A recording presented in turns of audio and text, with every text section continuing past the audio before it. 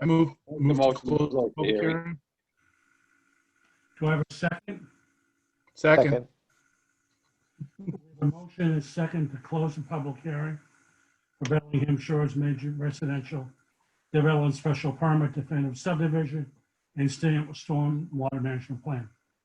All in favor of closing the public meeting, please signify by saying aye. Aye. Aye. Opposed?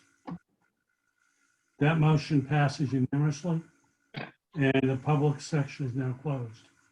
Jim, can you give us an overview of the significant changes we've made since? Sure.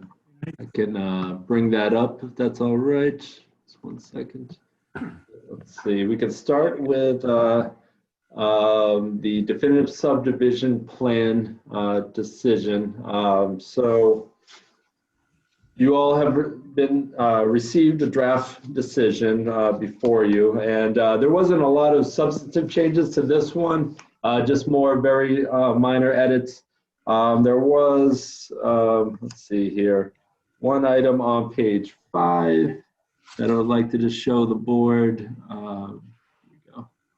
Page 5, there was a sentence here at the very end that discusses some language in terms of explaining more of the services that DPW inspector provides, and it didn't seem very relevant and doesn't assist in this decision. So one of the suggestions was to remove, so it has been removed. And then one other thing that hasn't been added yet, but if the board is amenable to these decisions, the board could certainly vote in favor as amended. And so one recommendation that I've received is under prior to construction. Let me get there. Prior to construction. Okay, so one of the discussions here was a few meetings back about if over time multiple contractors become involved in this, different builders building on different lots.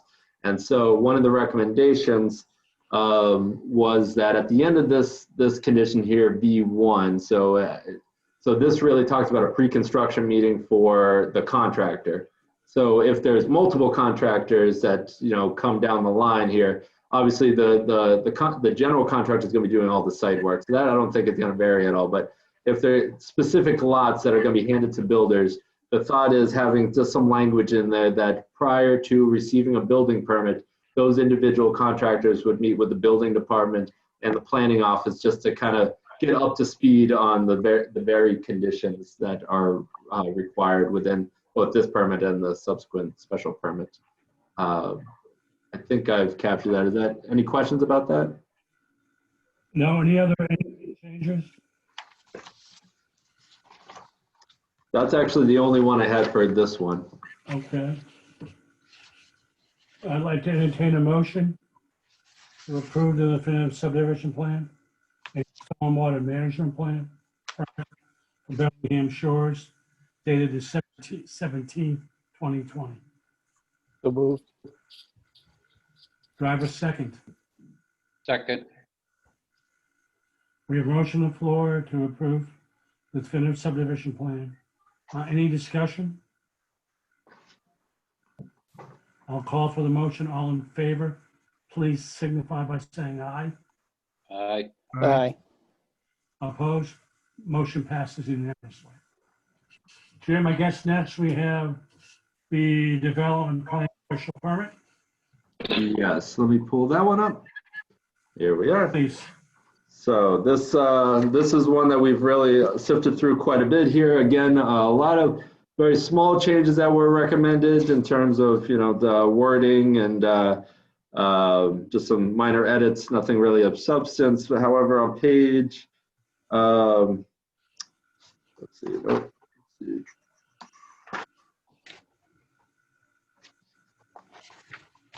Page 9 here. So going down to page 9.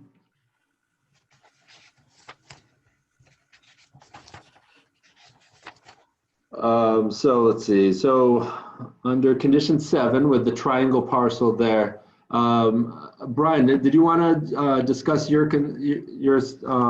concern there? My only thought is that there's no requirement now with the other development going on that the triangle be left in any certain condition. And one of my concerns was, and something I discussed with Jim is just to button it up a little bit and just basically say that it'll be left in a condition free of construction waste and other language like that, to the extent that this applicant can control that through the other development. I didn't think that was controversial. I think that's just to button it up. Sean, you in agreement? We'd have no objection to that. Absolutely. That's complete agreement. Thank you for enhancing that portion of it. All right, number 8, just striking this, these parentheses here, for example, due to unavailability of offsite units. That's all well and good, but I think it's irrelevant to the decision here.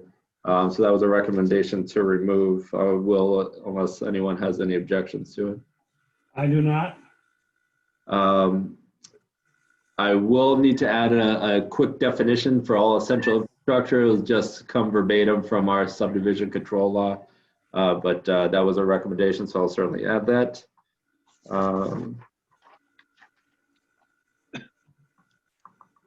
Number 12 here, just simply, actually, it would go on number 13, I think, but just adding some language in terms of idling, limit to, I believe it's 5 minutes for idling. I believe that's the federal regulation. That is a federal reg now. Yep, but I believe that's just something that we like to call out historically in our decisions. And Jim, just to put a finer point on it, it's idling, but not like start the engines at 6:30. If the construction start at 7, don't turn it on at 6:30. You know what I mean? So idling starts at 7. If they have to warm up the construction equipment, that kind of thing. Understood, no problem. I assume, Sean, you're fine with that? Absolutely. Yes. And then lastly, I believe is number 23. It's actually the same language that we just spoke about for the definitive subdivision. Again, if it ends up being various builders on site that aren't related to the general contractor specifically, that they'll have to do a subsequent pre-meeting with the building inspector and myself. Sean, I assume you're fine with that? We are. Yes. Absolutely. Jim, could you go over the changing for the phasing?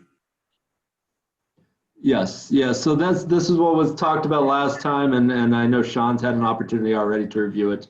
But the phasing plan, it moved from building permits to occupancy permits. And again, so it's 75% of the occupancy permits in each building phase before you can move to the next building phase. And then 75% of the entirety of the infrastructure phase before you flip over to the other side. So it's it's fairly restrictive, but I think it's a good addition for this one being a rather large project. And also, we have received parcels of land, the triangle, and also lot number 10. And we provided them with a right-of-way. I'm sorry, an easement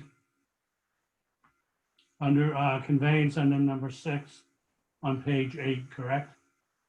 But so they have an easement existing, a drainage easement already there, and it will stay in place.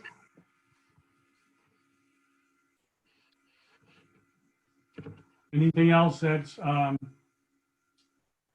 we should know, or the public who is listening should know? That's all the changes there. If the board approves, the decision will be on file with the town clerk starting as soon as I get signatures. And then there's an appeal process, 20 days for a special permit. So, certainly if you're interested in the decision, you can check it out at the town clerk's office, or you can always swing by my office. Just a quick comment, Jim. Can you give the public an overview? This development has been around in one phase or another, going back to what, the 70s? Yeah. Bellingham Shores, or Shores at Bellingham, and many other names, I'm sure, it dates back to the 70s and has seen several iterations up till now. And I think for the benefit of the public, we've come a long way in working through this with the help of Sean and the applicant. I want to thank them for doing that. I also want to thank them for doing their best to make it a neighborhood environment moving forward, something that they would want to live at. At this point, we close the public hearing. We approve the subdivision plan. I need a motion for the major residential development special permit decision. So moved. As amended. Do I have a second? Second. All in favor of approving Bellingham Shores major residential development special permit decision, please signify by saying aye. Aye. Aye. Opposed? Motion passes unanimously. Everyone involved, I want to thank you. It's been a long process, and I think we've come to a good ending. Sean, thank you. And if I may, I'd just like to address the board and to reiterate your comment there. It has been a long process. I think it's been a very positive process, a lot of good interaction with the board, Jim, town staff, with BSC, and I think we've created a good project that's going to be good for Bellingham. So I thank you for that. Thank you. Thank you, Sean. Jim, can you give us an overview of the master plan? Yes, absolutely I can. All right, let me see if I can pull up the master plan here. There we go.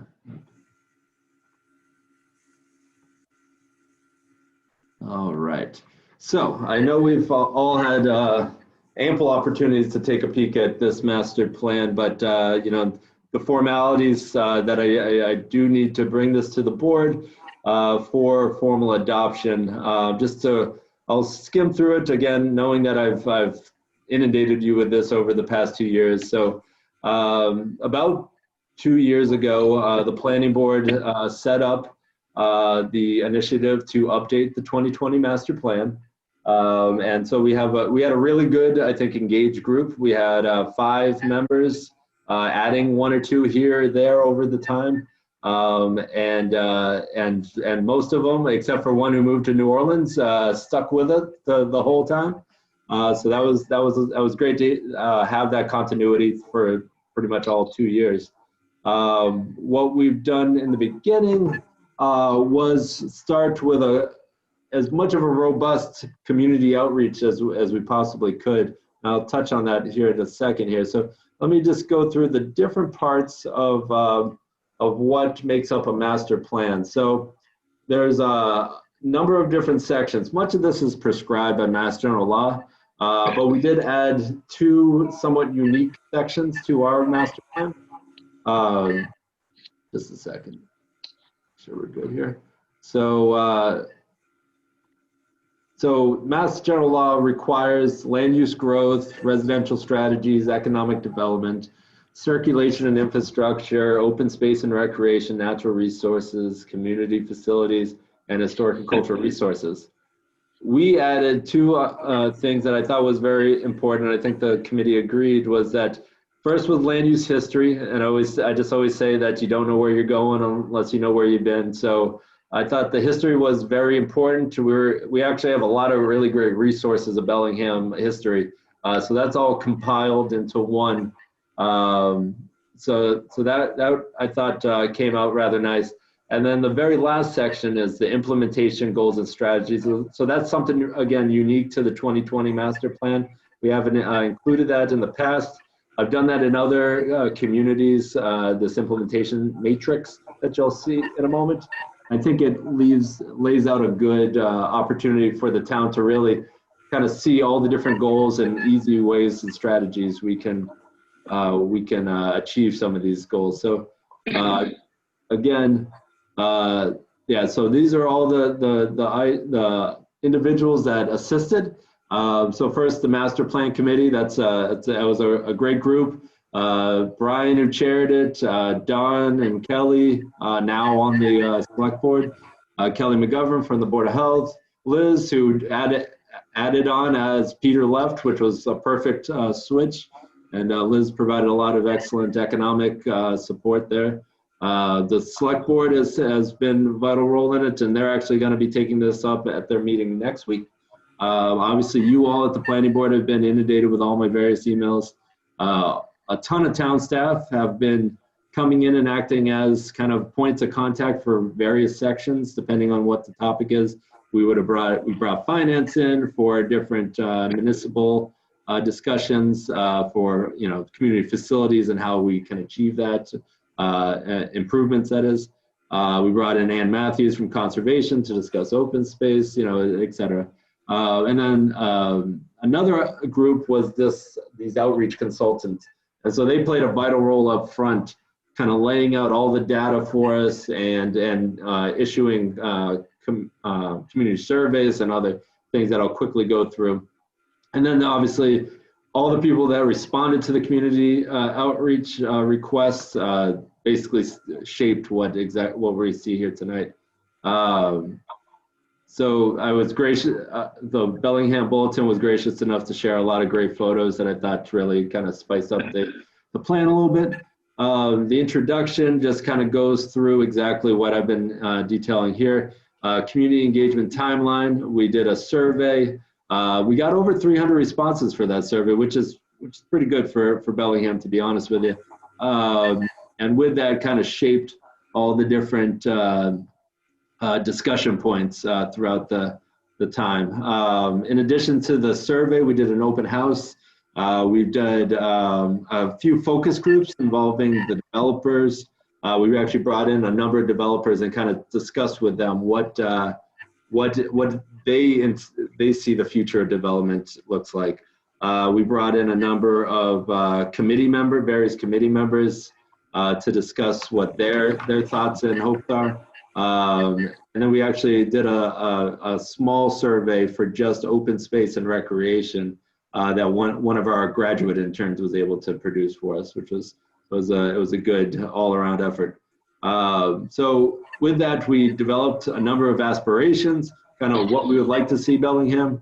And so with that, you'll see these 11 here, that they all were good and shaped, the conversation moving forward. Again, land use history. If you're a Bellingham history nerd and want to check it out, it's definitely, I think it's comprehensive and really touches on a lot of interesting things. Let's see, land use growth. So this is definitely something that we always turn back to throughout the years as the applicants come through. Basically, the gist of this is we've seen a lot of growth in the recent years. You'll see the building permit totals, starting in 2015 on, really kind of jump out at you as, a lot of new growth, which certainly helps the tax base, but also just kind of really tells you kind of, what's going on in the community. There's a lot of, as you see, it's not just new residential or new commercial, new industrial. It's, it has to do too with things like sheds and garages and siding. Everyone's doing improvements, so that's great to see around the community. Let's see here. So one thing that I always get asked is there can't be any more land for development, and so we actually look at that a little bit closer. And the 2010 plan actually analyzed it and said that approximately 12,000 acres. So we have about 12,000 acres, about 2,800 acres, or 23.5% is open for development. And actually, so that's been cut into somewhat since 2020, but we're still upwards to I believe in here it's 9 to 10% still available. Obviously, I don't have to bore you guys with what you've done over the past few years, but a lot of great zoning amendments and creative designs to get the correct type of growth. So that's where it touches on from here. Going through it just touches on goals and objectives moving forward. Again, trying to create that balance of quality of life with proper growth. The next thing, one thing that I do want to note is that with each of these chapters, there's been a lot of good planning that's already gone into play here. So we're not really talking, starting from scratch here. So we had the 2020 master plan, but since that time, so for residential strategy, for instance, we've had the housing production plan completed just as of 2019. So we had a consultant community opportunities group come in and really look at all of our housing and where are opportunities and what could help guide us think about our next goals and strategies. And so we've done that here, and then we'll talk about a little more in the matrix. The next is the economic development chapter. And again, in 2018, we started diving into our economic development opportunities, and we created an economic development plan. Again, with the help of the MAPC group, they were able to provide us with kind of our SWOT analysis, our looking where our gaps are, really touching on unemployment and what our high employers are. And I will note one thing that I found fascinating and when I stop and look back at this past year and looking at the pandemic, Bellingham really has been blessed in the fact that we have a very diverse economy, I think, here in town. And so we've been lucky not to be completely devastated by this pandemic, unlike many other communities. So we do touch on the fact that we're sitting in a pandemic as we're drafting this, but it hasn't really overrun this plan because of the fact that I think we've really been able to achieve a lot still throughout the pandemic. The next section is circulation and infrastructure. The one thing I think is almost comical here is that the same items that are true in the 1970 circulation plan are very much true today. One item that I note is from the 1970 plan, which was restated in the 98 plan, is virtually every conceivable system deficiency is found in Bellingham. Inadequate capacity, inadequate safety, inadequate condition, and lack of convenient access between certain areas. So I would say that we're doing our darndest to clean that up, but I would say there's a lot of deficiencies throughout our system, and so it's not too far off to say that still may, in fact, be the truth. And to kind of prove that point is this map that I always look back to that was done by DPW in 2017, showing roads need to be repaired. And if you'll see, with the red is what needs to be repaired, and so basically that's like, I don't know, 80% of our roads need some sort of repair. So it's true. So this chapter really dives into kind of identifying the issues and then trying to develop goals and objectives to rectify those issues. The next section, again, looking back at all the great work that we've already done. 2018, we did an open space and recreation plan. So utilizing a lot of this. We also had an awesome graduate intern from UPenn that helped us to develop outreach initiative, and she actually drafted much of this chapter. So it was great to have some help there. The next section is community facilities, and the kind of unique approach we did with the community facilities is we're not just looking at just the needs coming up like, hey, DPW is falling down when you got to fix DPW. We started looking at more intimately at these buildings, and so we started analyzing our energy use. And again, in 2019, we did our energy reduction plan, and from that, we were able to pull out a tremendous amount of data that tells us basically the high school needs to be fixed because we're blowing through energy.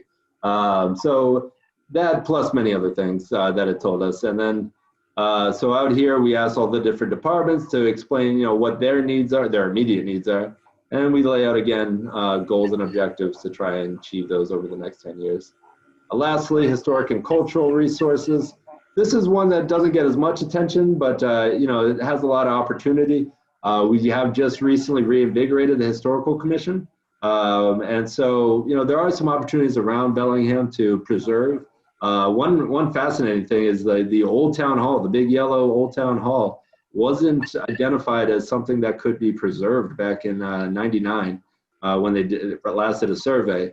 But I think since then, the town has done a great job of renovating it and making it back to what it used to be. So it may have a chance at this go around. In addition, there's many other, or a handful of other facilities that I think could add to the registry. So lastly, all that combined dives into the implementations and matrix here. And so this just goes over, kind of reiterates all the different chapters and the goals and priorities and timeframes that could happen and the responsible entities. So when, for instance, the planning board's looking at goals for 2021, you certainly could sift through this matrix easily and say, we should talk about the potential to reduce or improve dimensional requirements for townhomes, or incentivize creation of affordable units in overlay districts. It could be the discussion topics and goals for the future. Planning board is not the only one. Obviously, the select board, the departments themselves, various board of health, I believe, is here, cultural council, et cetera. So, there's a lot of stuff going on in this. I know we've had a lot of a great opportunity to look at it. This is just the references. This is the survey results. And one last thing I just wanted to show you I thought was cool was just simply, I don't know if you guys recall, but in the 300th anniversary last year, right? Last summer, not this past summer, but the last summer, we got to stand out there for 3 days and hang out with people, and they did the rock garden for us. And so this is outside of town hall. I took a picture of it just so we could toss it into the plan to remember it. But I thought it was a great tradition there, and I know the kids seem to enjoy it at the 300th. So again, we put it out to final comments last month. We actually did receive a couple minor comments and a couple, honestly, a couple appreciative individuals. So that was great to see. So. I'm happy to take any questions, comments, or anything like that the board would like. Does anyone have any comments? Bill, I want to thank the committee for all the work they've done, especially our two board members. Bill, if I could just say something when you're done.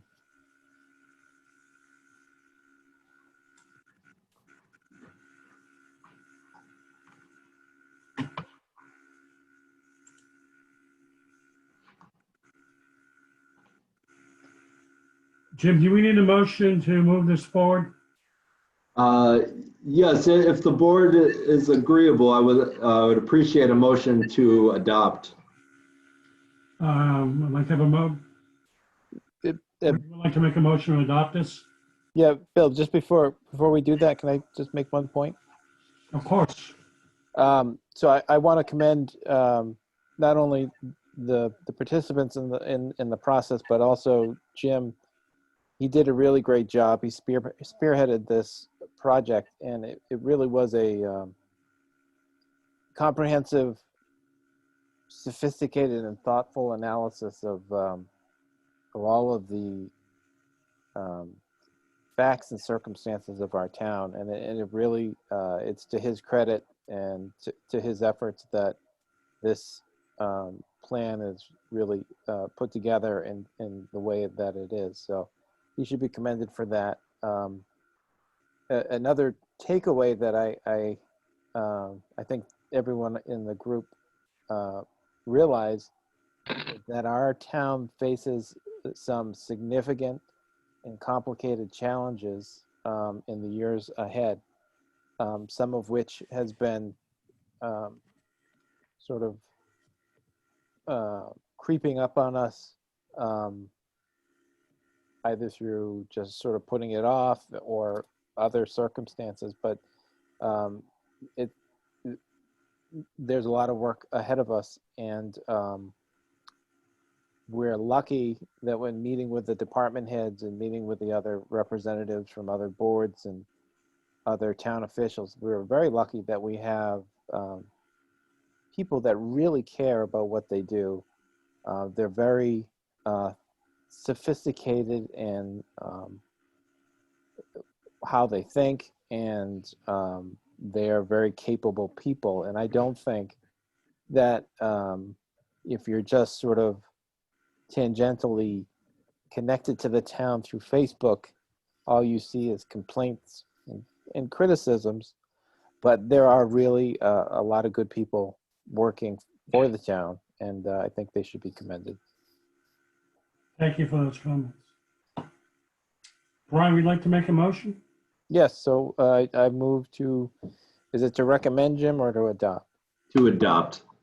To adopt the 2020 master plan as Not that I want proposed. to force the issue, but Liz, would you like to second it since you're on the committee? Second, thank you. We have a motion on the floor to adopt the master plan. All in favor, please signify by saying aye. Aye. Aye. Opposed? That motion passes also unanimously. Jim, it's my understanding we have a vacancy in the board right now. Yeah, yeah, I did receive the notice from Russ. And I honestly, I've been a little busy. I haven't been able to reach out to him directly, but it does appear we do have now a vacancy for a full-time position. What I like to do is recommend that Liz fill that position, and that be forwarded on to the select board as soon as possible.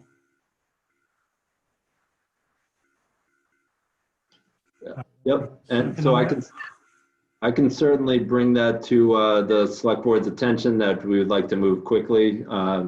I think to your point, Bill, we have a lot of big projects ahead of us, so it would be great to have a full board.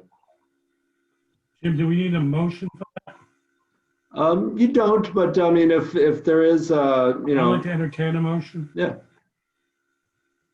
Yeah, so I'll move to recommend that the select board appoints Liz to the open position. Do I have a second? Second that. We have a motion on the floor to appoint Liz to the committee from the alternate position. All in favor, please signify by saying aye. Aye. Aye. Aye. That motion passes unanimously. So I'll certainly reach out to the select board and try and get a time for, they're very likely going to want to interview. It would be a joint interview with the planning board and the select board. And I assume, again, that will most likely be done via Zoom. Very likely, yes. Okay. Anything else this evening? That's it. I thank you guys for meeting on an off night. Bill, can I just, Before we go forward, it's been a very long, trying year. And I just want to thank the community for dealing with us during this COVID year and their patience as we've worked through everything we've done this year.